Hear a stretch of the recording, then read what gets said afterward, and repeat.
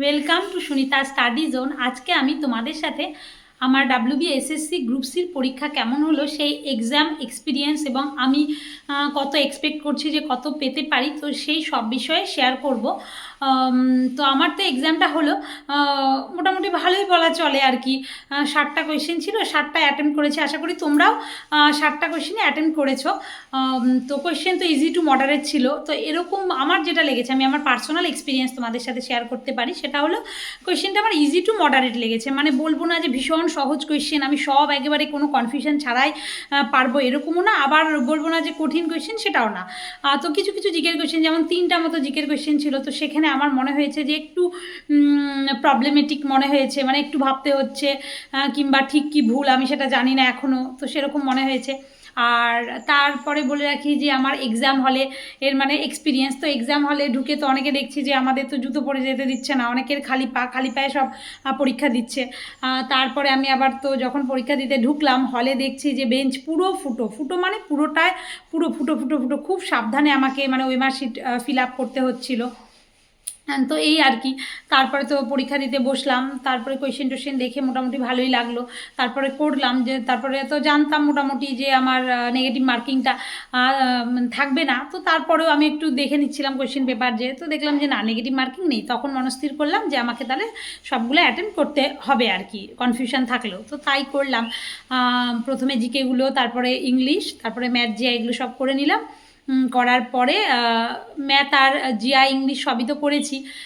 তারপরে জিকে নিয়ে কয়েকটা কোয়েশ্চেনে, বিশেষ করে 3টা কোয়েশ্চেনে ভীষণ কনফিউশন হচ্ছিল, 3টা জিকের কোয়েশ্চেনে। তো কী কী জিকের কোয়েশ্চেন সেগুলো আমি তোমাদের সাথে মানে শেয়ার করছি, যে কোন কোন জিকের কোয়েশ্চেনগুলো। যেমন একটা ছিল না, কোন কোয়েশ্চেনটা জানো, মানে ওই যে ধরো ওই যে who has the primary responsibility for conducting the social audit under the MNREGA scheme.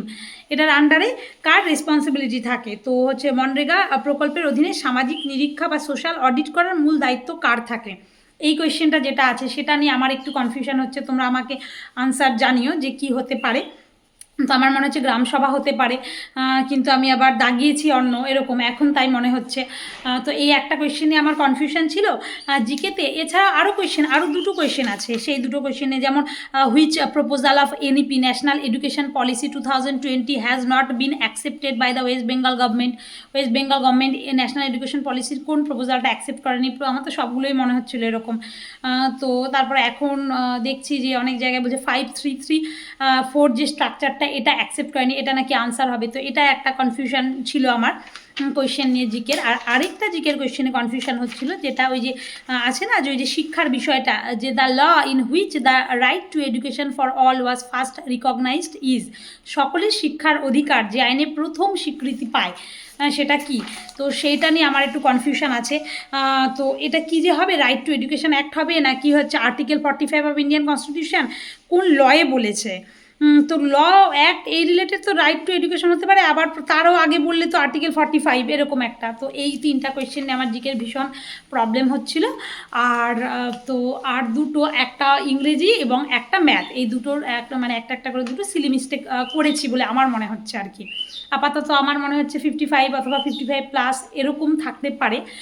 তো আমার স্কোরটাও তোমাদের সাথে মানে আমার মনে হচ্ছে, এবার তারপরে দেখলে পরে 2-1টা ভুল এখন বেরোবে কিনা বলতে পারছি না। তো আমার মনে হচ্ছে জিকেতে এই 3টা নিয়ে একটু গন্ডগোল রয়েছে, আর একটা ম্যাথ আর একটা ইংরেজিতে হয়তো আমি সিলি মিস্টেক করেছি।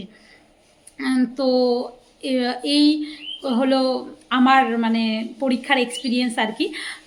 তো আমি আশা করছি 55 অথবা 55+। এবার তারপরে আবার আনসার কি দিলে তখন ভালো বোঝা যাবে। তো তোমাদের কার কত হচ্ছে বাড়িতে আসার পরে ভালো মতো মিলিয়ে বিভিন্ন জায়গায় দেখে তোমরা কিন্তু আমাকে অবশ্যই কমেন্ট করে জানাতে পারো। তো আমি তো জেনারেল, এবার জেনারেলের জন্য তো মানে কি বল, ওই 3টা যে কোয়েশ্চেন জিকের বললাম, ওই 3টা কোয়েশ্চেন এখন দেখা যাক কি হয়। তারপরে তো ম্যাথ জিআইটা তো মনে হচ্ছে যে সিলি মিস্টেকটা হয়েইছে আর কি, ওখানে 2 নাম্বার, যদি ওটা হওয়া উচিত ছিল না বিষয়টা। তো এক্সাম হলে যা হয়, এক্সাম প্রেশারে একটু তো হয় কম বেশি অনেকেরই। তো আমি মোটামুটি বাড়ি থেকে যাওয়ার আগেই আমি ডিসাইড করেছি কোয়েশ্চেন যদি ইজি টু মডারেট হয় তাহলে আমার হয়তো 55 অথবা 55+ আসবে, আর যদি কোয়েশ্চেন কঠিন হয় তাহলে 50+। মানে এই এক্সপেকটেশন নিয়েই আমি গেছিলাম পরীক্ষা হলে। তো সেটাই আমার সাথে হয়েছে আর কি। তো ওর জন্য বলে না যে ইমাজিনেশানটা, মানে বেশ কয়েকদিন ধরে এটাই আমি ইমাজিন করছিলাম ভিজুয়ালাইজ করছিলাম, তো সেটাই হয়েছে। এখন দেখা যাক কী হয়, পরীক্ষায় আদৌ ডাক পাবো কি পাবো না, কারণ 5 নাম্বার বেশি দেবে।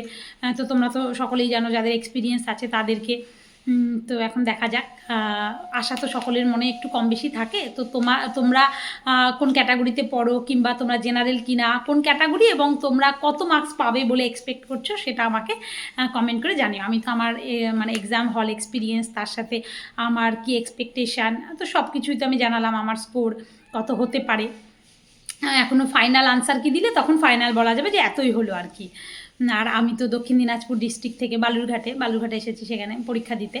তো তোমরা কে কোথা থেকে পরীক্ষা দিচ্ছ, মানে কোন ক্যাটাগরি, এবং তার সাথে সাথে কত মার্কস এক্সপেক্ট করছো সেটা জানিও, তাহলে কম্পিটিশানটাও আরও ভালো বোঝা যাবে। তো এরপরে আমি আবার ভাবছি যে একটা জিকে, ম্যাথ, জিআই কোনটা কি আনসার হবে সেটা ভালো মতো নিজে অ্যানালাইসিস করে তোমাদের সাথে শেয়ার করার চেষ্টা করব।